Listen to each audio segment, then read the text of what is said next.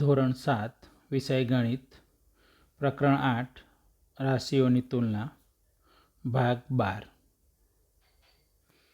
આપણે ભાગ 11ની અંદર વિભાગ એચ સાદું વ્યાજ એની ચર્ચા કરી હતી, જેમાં મુદ્દલ, મુદ્દત, વ્યાજ, વ્યાજનો દર, વ્યાજ મુદ્દલ ઉપરાંત સૂત્રો જેની સમજૂતી મેળવી હતી.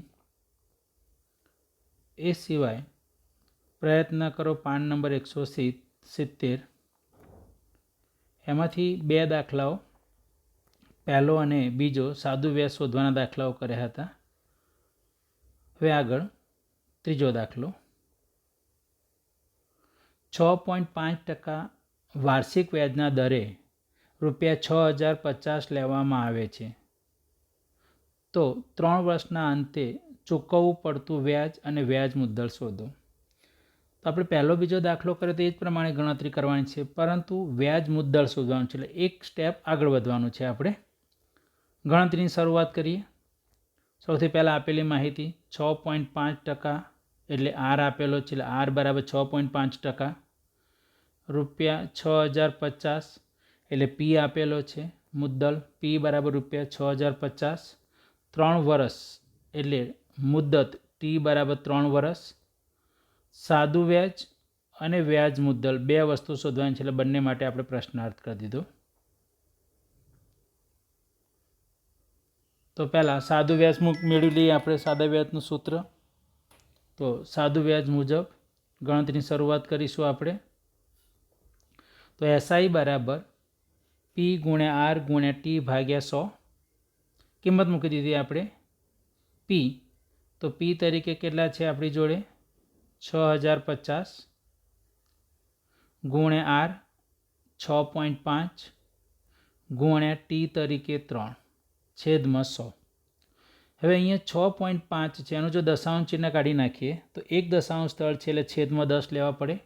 એટલે એના પછીના સ્ટેપમાં માટે એસઆઈ બરાબર 6050 ગુણ્યા 65 ગુણ્યા 3 છેદમાં 100 ગુણ્યા 10. એક શૂન્ય ઉડાવી દીધા. હવે 605 ગુણ્યા 65 ગુણ્યા 3 છેદમાં 100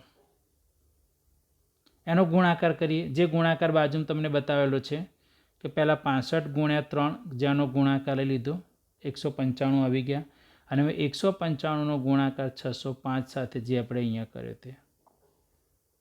તો ગુણાકાર આવ્યો આપણી જોડે 1,17,975 છેદમાં 100, અને 2 દશાંશ ચિહ્ન જો કાપી લઈએ આપણે તો જવાબ મળશે આપણને 1,179.75. તો આ સાદું વ્યાજ આવી ગયું આપણી જોડે. એટલે આટલે સુધી તો આપણે વિભાગ 11માં 2 દાખલાઓ કરેલા હતા. આની અંદર વ્યાજ મુદ્દલ શોધવાનું છે. તો વ્યાજ મુદ્દલ 1.9 લઈ લીધો આપણે. તો વ્યાજ મુદ્દલ બરાબર મુદ્દલ પ્લસ વ્યાજ.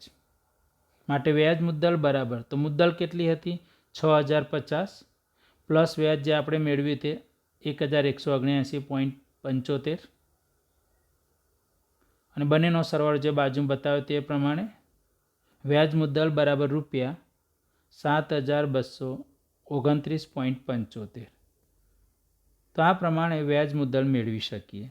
4 નંબર. જો 2 વર્ષ માટે 3.5% વાર્ષિક વ્યાજના દરે ₹7,000 લેવામાં આવે તો 2 વર્ષના અંતે ચૂકવવું પડતું વ્યાજ મુદ્દલ શોધો. જે આપણે ત્રીજો કર્યો એ જ પ્રમાણે ફરીથી ગણતરીની શરૂઆત કરીશું. 2 વર્ષ માટે એટલે મુદ્દત ટી બરાબર 2 વર્ષ, 3.5% એટલે વ્યાજનો દર, આર બરાબર 3.5%, ₹7,000 લેવામાં આવે છે એટલે મુદ્દલ પી બરાબર ₹7,000. તો ચૂકવવું પડતું વ્યાજ મુદ્દલ શોધો, એટલે વ્યાજ મુદ્દલ શોધવાનું છે, એટલે એ શોધવાનું. તો સૌથી પહેલાં આપણે વ્યાજ મેળવી લઈશું, સાદું વ્યાજ એસઆઈ, ત્યારબાદ વ્યાજ મુદ્દલ મેળવીશું. તો એસઆઈનું સૂત્ર એસઆઈ બરાબર પી ગુણ્યા આર ગુણ્યા ટી છેદમાં 100. કિંમત પીની જગ્યાએ 7,000 ગુણ્યા આરની જગ્યાએ 3.5 ગુણ્યા ટીની જગ્યાએ આર છેદમાં 100. હવે અહીંયા જે 3.5 છે એનું દશાંશ ચિહ્ન જો કાઢી નાખીએ તો અહીંયા 35 થઈ જશે જે નીચે લખ્યા, અને એના કારણે 1 દશાંશ સ્થળ નીકળી ગયું એટલે છેદમાં 10 આવી ગયા. એટલે 7000 ગુણ્યા 35 ગુણ્યા 2 છેદમાં 100 ગુણ્યા 10. 7000માંથી 2 શૂન્ય અને 100ના 2 શૂન્ય આપણે ઉડાવી દીધા. ઉપર 35 ને નીચે 10 છે તો ભાગ ચલાવી શકીશું આપણે. ઉપર 2 પણ છે 35ની જોડે ગુણાકારમાં, ત્યાંથી પણ ભાગ ચલાવી શકાશે. તો 2 વડે જો 10ને ભાગીએ તો નીચે 5 આવશે, અને 5 વડે 35ને ભાગીએ તો 5 × 35 એટલે 5 વડે 35ને ભાગવાથી ઉપર 7 આવશે. એટલે SI બરાબર 70 ગુણ્યા 7 490. તો આ સાદું વ્યાજ આવી ગયું. અને હવે વ્યાજ મુદ્દલ બરાબર મુદ્દલ પ્લસ વ્યાજ માટે વ્યાજ મુદ્દલ બરાબર 7000 પ્લસ 490 માટે વ્યાજ મુદ્દલ બરાબર 7490. તો આ વ્યાજ મુદ્દલની ગણતરી થઈ. ઉદાહરણ 20 જાતે ગણી શકાશે. ફક્ત કેટલું વ્યાજ એટલે SI શોધવાનો છે, વ્યાજ મુદ્દલ નથી શોધવાનો આપણે. પ્રયત્ન કરો એની અંદર, તો પ્રયત્ન કરો એમાં નીચેની રકમનું 3 વર્ષનું વ્યાજ મુદ્દલ શોધો. તો પ્રયત્ન કરો એ તમને આપેલું છે મુદ્દલ ₹12,000, વાર્ષિક વ્યાજનો દર 12%. તો વ્યાજ મુદ્દલ શોધવાનું છે આપણે. તો P આપેલા છે, R આપેલા છે અને T તરીકે 3, અને વ્યાજ મુદ્દલ જે આપણે હમણાં 2 દાખલાઓ કર્યા એ પ્રમાણે કરી શકાશે. A અને B બંને હોમવર્કમાં કરવાનું છે તમારે. ઉદાહરણ 21. જો મનોહર ₹4500નું 2 વર્ષ માટેનું વ્યાજ ₹750 ચૂકવે તો વ્યાજનો દર શોધો. ધ્યાન રાખજો. હવે આપણે વ્યાજનો દર શોધવાના દાખલાની શરૂઆત કરીએ છીએ. વ્યાજનો દર શોધવાનો છે. ₹4500 એનો અર્થ કે P આપેલો છે 2 વર્ષ, એટલે T આપેલા છે 2 વર્ષ. વ્યાજ ₹750 એટલે SI તરીકે 750 આપેલા છે. તો વ્યાજનો દર શોધો. R બરાબર પ્રશ્નાર્થ. તો Rનું સૂત્ર R બરાબર SI ગુણ્યા 100. R બરાબર SI ગુણ્યા 100 અને બરાબર કિંમત SI તરીકે 750 એટલે 750 ગુણ્યા 100 છેદમાં P તરીકે 4500 ગુણ્યા T તરીકે 2. સાદરૂપ આપીશું આપણે. પહેલાં 2 શૂન્ય આવી રીતે ઉડાવી દઈશું ઉપર નીચેથી. એક 750માંથી એક 100માંથી ઉડાવી દઈએ. 2 વડે 10ને ભાગીશું એટલે ઉપર 5 આવશે, અને 5 વડે 45ને ભાગીશું એટલે 9 લખાશે. 9 × 5 = 45. ઉપર 75 ને નીચે 9 છે તો ઉપર નીચે 3 વડે ભાગ ચાલે. 75ને 3 વડે ભાગીશું તો 25 આવશે, અને 9ને 3 વડે ભાગીશું એટલે 3. એટલે જવાબ શું આવશે? 25/3, જે બાજુમાં બતાવ્યું છે તે પ્રમાણે. માટે R બરાબર 25/3, માટે R બરાબર 8.1/3. પ્રશ્ન નંબર 10 સ્વાધ્યાય 8.3માંથી 56,000નું કેટલા ટકા વ્યાજના દરે 2 વર્ષનું વ્યાજ ₹280 થાય? તો P આપણને આપેલો છે 56,000. કેટલા ટકા વ્યાજ એટલે વ્યાજનો દર શોધવાનો છે. R બરાબર પ્રશ્નાર્થ. 2 વર્ષનું એટલે T બરાબર 2 વર્ષ. વ્યાજ ₹280 તો SI તરીકે 280. તો R શોધવાનું છે. તો Rનું ફરીથી એકવાર સૂત્ર R બરાબર SI ગુણ્યા 100/PN. કિંમત મૂકી દીધી એની અંદર. SI વ્યાજ તરીકે 280 છે એટલે 280 લખાઈ ગયા, ગુણ્યા 100.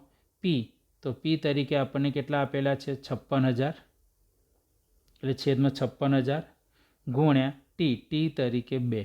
તો આની અંદર કિંમત મૂકાઈ ગઈ સૂત્ર મુજબ. સાદરૂપ આપેલું છે, સાદરૂપ કે તે મળ્યું તેની વાત કરીએ તો 280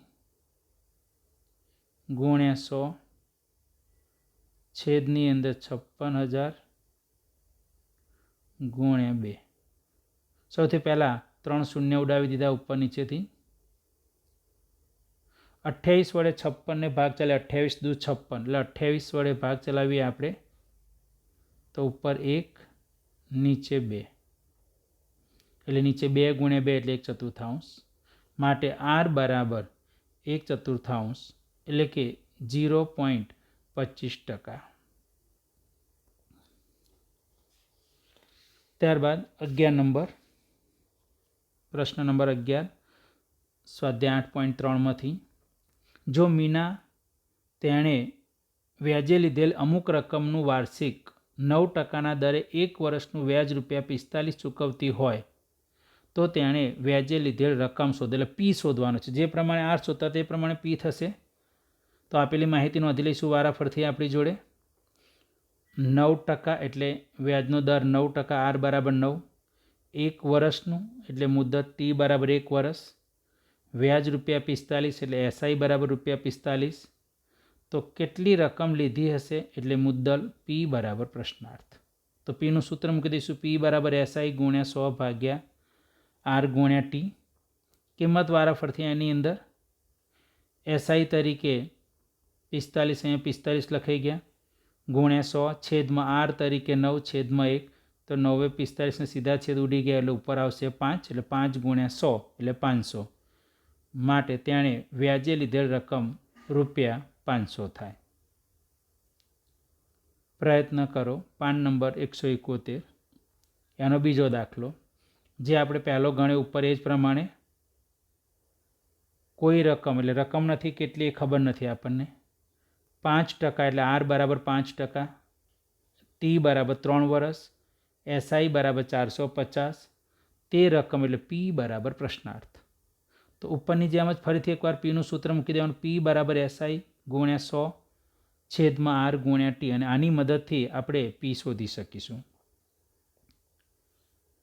નંબર 1, તમારા બેંક ખાતામાં ₹2400 જમા છે. આટલા રૂપિયા છે એનો મતલબ એ થયો કે આપણે આટલા બેંકમાં મૂક્યા છે એવું કહી શકાય, એટલે આપણો પી થઈ ગયો ₹2400. એટલે મુદ્દલ પી બરાબર ₹2400, 2400.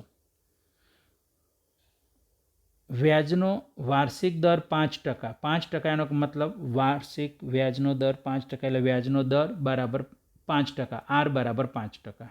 કેટલા વર્ષો બાદ, એટલે કે મુદ્દત શોધવાની થઈ, ટી બરાબર પ્રશ્નાર્થ. વ્યાજ ₹240 થશે, એટલે કે વ્યાજ એટલે એસઆઈ બરાબર 240. તો આપણે ટી શોધવાનું છે તો ટીનું સૂત્ર મૂકી દઈશું જે પ્રમાણે આપણે આર શોધવા માટેનું મૂકતા હતા, પી શોધવા માટેનું મૂકતા હતા, એવી જ રીતે હવે ટી શોધવા માટેનું સૂત્ર. તો ટી બરાબર એસઆઈ ગુણ્યા 100 છેદમાં પી ગુણ્યા આર. કિંમત મૂકી દઈએ જેની જેની જાણીએ છીએ તેની.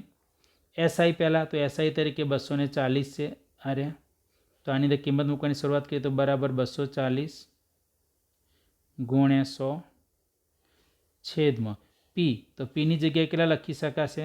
2400 ગુણ્યા આર. આર તરીકે 5 છે એટલે ગુણ્યા 5. સાદરૂપ આપી દઈએ આપણે. તો પહેલાં 1 શૂન્ય ઉડાવી દઈએ ઉપર નીચેથી, 100માંથી અને 2400માંથી. ત્યારબાદ 240 ઉડી ગયા. 5 વધ્યા, ઉપર 10 છે તો 5 વડે 10ને ભાગી શકાય. 5 વડે 10ને ભાગીએ એટલે 5 દૂ 10, એટલે ઉપર 2 વધ્યા, એટલે 2 વર્ષ. એટલે ટી બરાબર 2 વર્ષ. માટે 2 વર્ષ બાદ વ્યાજ ₹240 થશે. તો આ પ્રમાણે મુદ્દત શોધવાનો દાખલો એક હતો આપણી જોડે જેની ગણતરી કરી. તો ભાગ 12 આપણો પૂરો થઈ ગયો, અને એ પ્રમાણે પ્રકરણ 8 રાશિઓની તુલના પૂરું થાય છે. પ્રેક્ટિસ કરજો દાખલાઓની બરાબર. પ્રેક્ટિસ બુકમાંથી પણ નાના નાના પ્રશ્નો કરજો. આવજો મિત્રો.